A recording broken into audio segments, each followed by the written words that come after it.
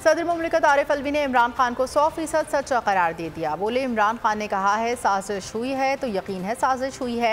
इमरान खान ने साइफर पर ख़त लिखा तो कायल हुआ, इसलिए सुप्रीम कोर्ट भेजा। अगर समझता कि साजिश नहीं हुई तो सुप्रीम कोर्ट को ख़त क्यों भेजता।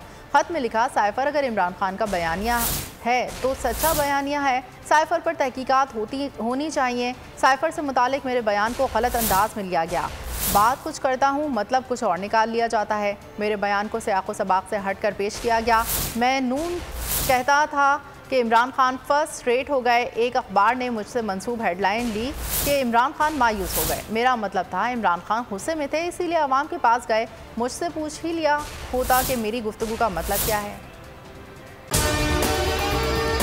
और अगर आपको हमारी ये वीडियो पसंद आई है तो लाइक पर क्लिक कीजिए।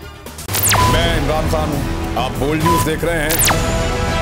सबसे बड़ा चैनल बोल, सबसे बड़े एंकर इमरान रियाज खान के प्रोग्राम इमरान खान बोल के साथ ने रेटिंग के तमाम रिकॉर्ड तोड़ दिए। 56% नाज़रीन ने बोल न्यूज़ को देखा। सोशल मीडिया पर भी सबने ज्यादा देखा।